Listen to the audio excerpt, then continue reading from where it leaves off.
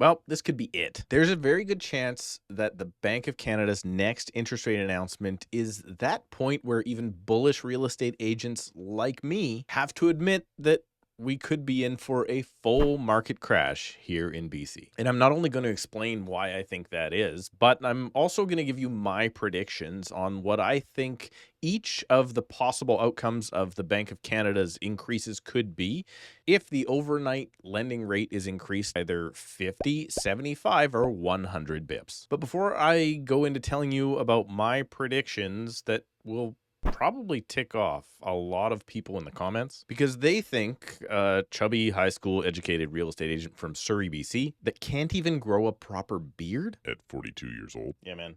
Thanks, I know. Isn't qualified or should even be prohibited from forecasting the real estate market. First, I'm going to have to let you know that yes, last time I checked, nobody actually can predict the future, but it is fun to try. And you should never rely on fun real estate channels like this one to guide you through your real estate transaction. Rather, you should get proper advice from a professional in your area. And second, of course, I'm going to ask you to subscribe to the channel if you would like to stay up to date here on my marketplace of Surrey and the Fraser Valley. But of course, if you are that person that wants to find out more about your own personal situation and if a move is right for you, well, you can always book a call with me right now down below in the description with just a few simple clicks at a time that works best for you. And while you're watching this video, please go ahead and leave me a comment down below with your prediction of what the Bank of Canada is going to do when they raise rates in just a couple of days. And now let's get on to TIF and yes, another BOC interest rate hike that will inevitably pop the Canadian real estate bubble. Or will it? As you're probably aware, interest rates have increased a heck of a lot this year. First with a 25 basis point increase, then twice with 2 half-point increases. And back on my birthday, we got what nobody was expecting, a full 1% interest rate hike. And likely that was a bit of a knee-jerk result of the American inflation report that came in just that exact same morning at 9.1%. Well, very soon the Bank of Canada is set to make another rate announcement, and where the market goes will result completely from how high those rates are increased. And yes, that means for sure there is little to no chance at all that rates will stop rising at this point. We are expecting increases to keep on happening. And most likely we will see one of 3 possible options for those increase. An increase of the overnight lending rate by as much as another 0.5% or 50 bips. It could be the first 3/4 point raise, or we could even see another full 1%. Let's start off with the most likely scenario. Most experts seem to agree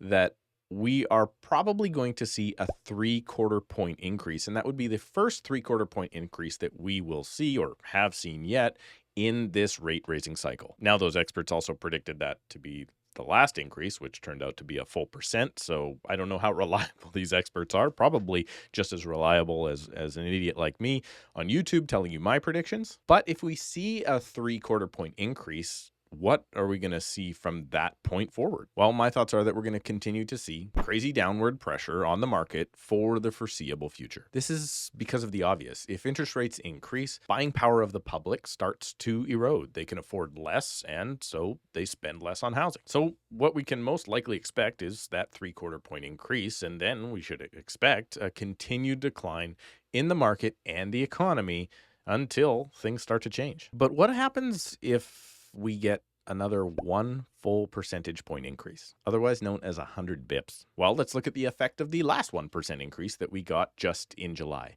It basically turned off the market for about 30 days. But a second full point, in my opinion, would be tossing the figurative grenade at the market. Yeah, I'm going to go out on a limb and say the thing that a realtor's never supposed to say, and that is that the signals that another full percentage point would send to the financial world would be absolutely shocking. And that there's a very good chance that if we see such a dramatic signal come from the Bank of Canada, that all pandemic gains in the marketplace could be lost in the Fraser Valley. Well, that could be a little dramatic. We've already seen the 2022 gains removed from the marketplace. Another full percentage point could see all of 2021 gone.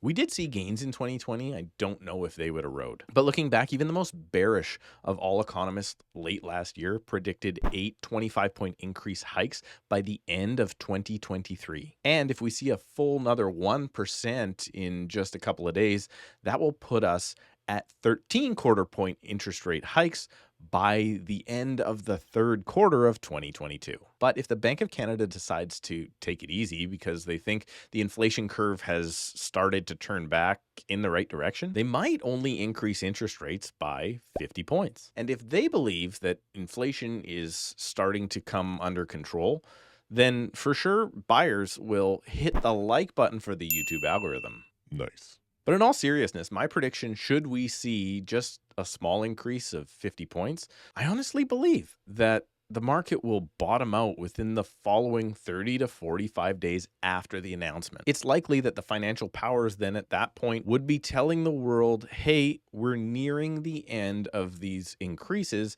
and you can start to get back to normal. And that will give the signal to people to stop being afraid, which will take some time to get out there. But both buyers and sellers will settle down and settle in to the new normal, wherever those prices happen to be. And then we'll get on with life and hopefully return to a lot more stable real estate market, unlike the one that we've seen since the beginning of the pandemic. Now, I know what all the comments are going to say. But Steve, rates are still increasing and the market is crashing. No matter what happens, we are doomed. Well, yes, if you're watching videos like this one, and if you're watching the news, you're going to think that for sure. But let me give you an idea of what we're actually seeing out there in the marketplace. As I said, for the first 30 days after the last one full basis point announcement, it's like someone just turned out the lights. But that was more than 45 days ago. And in the last 15 days, buyers are coming back to the market. Our listings are getting more activity. And my team, for example, had 5 offers accepted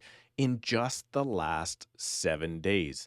The previous 30 days to that, well, we only had 2. Now, this could be a result of not only that 1% interest rate increase, but also the summer slowdown, which normally should happen in any regular real estate market.